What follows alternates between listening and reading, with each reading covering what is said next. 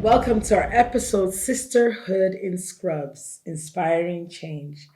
This will be a remarkable roundtable discussion featuring accomplished women in the healthcare profession. See them here. Today, we have the privilege of hearing their inspiring stories and insights into their journey, life challenges, work life balance, emotional and mental well being, the brain drain, and their choices between work and entrepreneurship. These women epitomize empowerment, and we are eager to learn from their wisdom. Let's start with brief introductions. I am Dr. Anthonia, and I'm so excited to be here today. Hi everyone, I'm Dr. Kosi. I'm so happy to be here as well. Hi, I'm Dr. Stephanie. I'm thrilled to have my sisters and my colleagues right here with me today. Hi, I'm Dr. Nkem, and I'm looking forward to today's conversation. So I'm going to move on to something else that's really important, and this is me now not only being someone that is a host, but being someone that has gone through a lot and knowing how busy and how tasking medicine could be. Many people don't understand that one thing about the journey in medicine, it takes a lot of sacrifice. We miss weddings of our friends or birthdays and family hangouts because we don't have the time to attend. Like they're always, I'm sorry, I can't make it, I'm on call or something. And we have to make a lot of sacrifices. How do we cope? How do we balance our lives to be able to still have fun, which I never understood till I got to a certain point. But you are younger and more things are happening right now. How do you balance work life, social life? How do you guys do I it? feel it's a very important thing to do because, Wellness. truthfully, if anybody, for instance, God forbid, I fall ill, right, and something happens, they're going to replace me. Definitely. So, most importantly, you have to get a balance, right? So for me, it's like, okay, I'm working maybe Monday to Wednesday. Once that Wednesday is done, it's done. Anybody that calls me for work, I need to put that. So my social life is also important to me. My mental health is important to me. I try as much as possible to hang out with friends, family. It's not really a do or die affair, honestly. I love what I do. When I'm at work, I give it my all. But once it's over, once it's 5 p.m., if I'm working 9 to 5, that's it for me. So it's very important that people have to make that sacrifice for themselves and also for their mental health because you can't really kill yourself, as we say in Nigeria, because life is going to move on. That moment something happens to you, they've gotten a replacement. And it's very unfortunate. We've seen a lot of medical doctors die from one situation or the other. And then we need to know, you have to be able to put your feet down and say, okay, because sometimes people are like, oh, can you come? Boundaries, yes. Yeah, can you come? Your Can you do this on your off days? Like, I mean, respect. You should be able to respect that for the person. This is I'm also speaking to employers as well. People need to Hope know. you're not speaking to me. So people really need to know that it's very, very important for people to respect everybody's boundaries so that, life will be better for everyone, even to the patients. Because if I'm very tired, how do you expect me to put in or to figure out maybe somebody comes to me and I'm exhausted, I haven't slept or anything and I can't really think. But did you straight. really have time in house job here? Because you didn't have a choice. Well, When you do house job here, you guys have a choice. We didn't have a choice. I know in residency you don't have a choice. I think it depends on During our job, depends on I was I think getting it depends leaner on the by the place, day. yeah. I don't eat. I don't sleep well. Yeah. Even when I go home after work, I can't sleep because my legs feel so heavy and then it's in pain while I'm sleeping. And 5 a.m. the next day, I'm waking up by 6. I'm already at work. I've started work. I don't leave work until maybe 6 p.m. And if I'm on call, I still have to continue till the next day. So there was no time. The little time you get, you just want to sleep. So even if when So someone sleep is saying, was your social life. yes, Yeah. hang out with me. Definitely. I don't even have the strength to hang out with you. I just want to sleep right now. My Yeah. body needs this. But I think it's important that people understand that. I call that the sacrifice. But what we need to figure out, I'm going to ask you and Ken, is yes, house job is intense. Yes, residency intense. And yes, the culture, it's like a culture. Because it's not necessary, really, be honest. It's almost like this is the kind of the price you pay almost like a kind of initiation process. The price you pay before you become that doctor that's autonomous or working on your own. But to be honest, like in that craze, how do you preserve your mental and emotional health? Oh wow. In that craze, in that whole How do you do it? Because I know there are people out there that say I'm in a busy career. I don't have a life, but how do I do it? How do I do it? Okay, so I'm a huge advocate for mental health because, Omo, if you lose it, life goes on. That's just the truth. And a lot of times, like Dr. Stephanie said, medical practice can be crazy. Like time literally flies by and you don't know how it went by. I think preserving one's mental health, find what works because it's different strokes for different folks. Personally, I have different forms of release. I like to talk. I like to talk about things that bother me. You know, and well, we're talking about sisterhood in Scrubs, so I've been blessed. I'd say I've been blessed to have colleagues that have been there for me. So people that I can talk to, people that I can share my struggles with, and they just encourage you. Sometimes just letting it out is just Therapy. it's therapeutic. It's really therapeutic. And then I also cry. I mean, it's okay. I remember walking into a call room just to weep and then clean my face, wash my face, and come out and say I'm ready. Yeah, it's okay. It's okay to weep. Yes. We all there's nobody that goes through this and not have a bit of crying. You must cry. Yes. Honestly, med school, house job, I cried under my mask. For me, under my residency. mask during COVID, I cried under my mask. And some doctors, some older doctors, like my colleagues, could be a bit mean. Yes. And you always experience that. But I think it, to me, I tell people this is like military. I think training. But I think sometimes you come out tougher for it. I guess. Coming from an older perspective, I would tell you that, well, it's hard sometimes for me because I didn't train completely here. I started but didn't complete anything here. So my residency was not here and the environment is different, but it's still tough. But I think one of the things I did was, like you said, sisterhood, bonding with friends, mentorship. I always tell the younger people, you can't really succeed without mentors. They're so important because they've done it, they've lived it, and then you tap that energy from them. And they will even tell you how to escape it and how to be able to relax. Do you guys have anything else to share about balance? Well, I feel in organizations as well, this mindset, I don't know about, I haven't trained outside, but here, toxic environment, it contributes a lot to. So assuming I'm working in a toxic environment, my job satisfaction, even if they are paying me 5 million naira, it's going to affect my mental health because I love to go to work. Everybody's happy.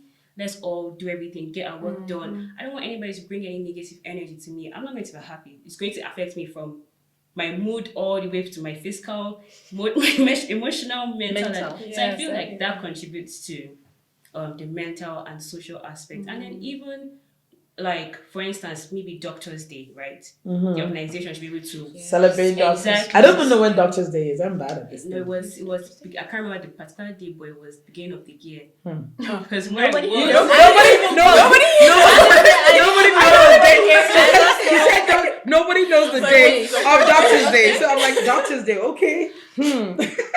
Yeah, because where I was, they really put in efforts. Like it was a main celebration. We had fun. Consultants, you can imagine my consultant playing games. I was even the one to advocate. Okay, let's play charades. Okay, my whole consultant. Because training here, it might seem, oh wow, you're consultant, but it's supposed to be normal. But everybody, because even when I suggested to my colleagues, and they're like, maybe let's just play amongst ourselves. I'm like, but why? No, it's really important. It's important. What's there to say? Okay, excuse me, like, can we just this is the game we want to play? We're all doctors. This whole Nigeria is like, okay, because this person is my consultant, therefore I can't approach him. Why? So I did that. I'm like, please, everybody wants to play a game. Trust me, the person we least expected was the one that picked up before and was the first to go for it. So we had a lot of fun. So I think that's very important in terms of organizations. Always remember the doctors. Always remember yourselves. Carry and all the other staff as well. Exactly. It's important. Yeah. You guys, anything about Kosi? Anything about your? I think mine is from a different, angle. It's a cry for help, honestly. And this is to our senior colleagues. I feel like sometimes don't be too harsh. I get it, you want to correct the junior doctor, but Nigerians thrive from verbal abuse, especially in the medical sector. They feel like I mean, I took it when I was younger. So can't you why take can't it? you Yeah. take it? Like, this is not new to us. So I feel like our senior colleagues can do better. Talk to us, nicely, correct us in love. And I think really you do helps, better. Yeah, honestly. it helps your Really, mental really state. helps. I think that's important. I'm one of the older people, so I'm going to speak a bit. And I think one of the things that I try to do in my organization is our retreats, but let me be very honest. I'm like a child. There's a child in me, so I love hanging out. I literally love hanging out. So I force it upon them. I don't have a particular doctor's day. I just pick a reason and do events. But you're right. It's very important that we, the older doctors, should calm down and be able to invest in you guys. I mean, now, especially now that I'm coming to my next topic, I'm doing this because I want people to get a feel of what it's like to be a female doctor in the Nigerian healthcare space. And I want to be able to, I've always wanted to reach out to young people because there are also other intense careers that can relate with this as well. Because what you're saying is not only peculiar to the healthcare space. All right. Why the brain drain? I kind of came back in a reverse direction, right? I came from the US to Nigeria. That's reverse. But why are the younger generation of doctors leaving? And can we do anything to stop it? Or what could stop it? I mean, it's time we have this dialogue up because, when people are listening, people don't know in Nigeria that there is a crisis.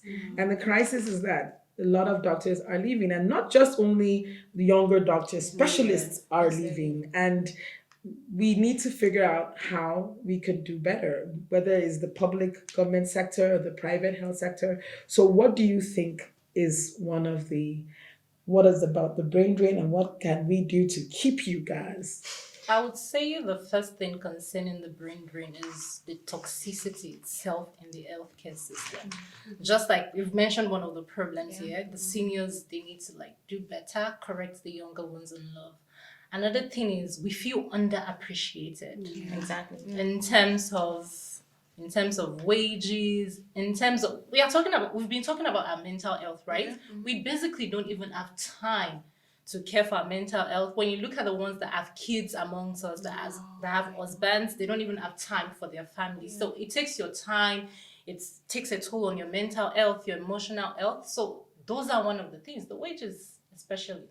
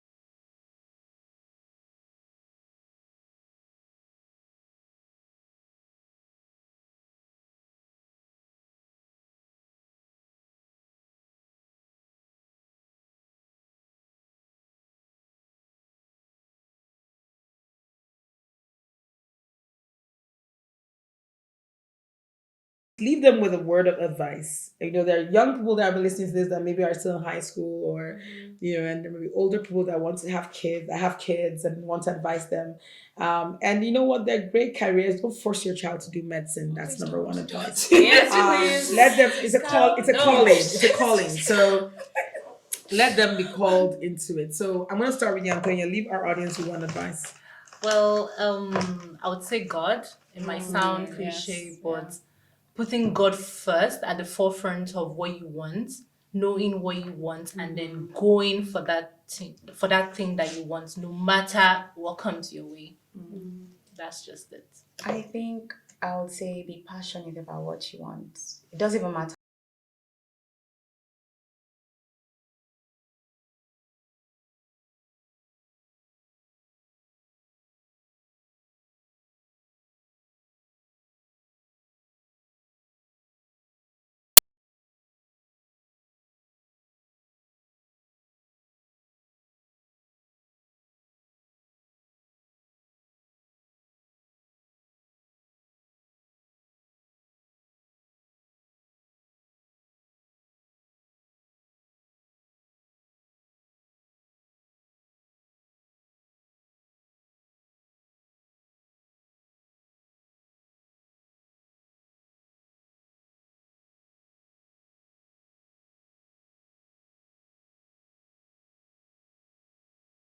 To make a difference. Put a smile on someone's face as much as you can, wherever you find yourself. That's it. One last thing, sorry. Everyone's face, like I said, everyone's face is different. Don't be intimidated by, because you don't know what that person is doing. Really, this person. Everybody's a different. Yes. See, our destinations are always different. Where we want to be is different. Do not look at somebody else. Don't compare yourself. My favorite thing is just be you. When you get to know, these are young people here around me, but if you get to 40, you will learn the importance of being you. Yes. And I think it's really important. So thank you, ladies, for sharing your experience, your challenges, and your wisdom. Your stories will undoubtedly resonate with many and serve as a source of inspiration. Wishing you continued success in your healthcare careers and beyond. It gets more exciting. It gets more exciting. Stay empowered and keep making a difference in the world of healthcare. Goodbye, and thank you for being part of this empowering conversation. Love you all. Bye. Bye.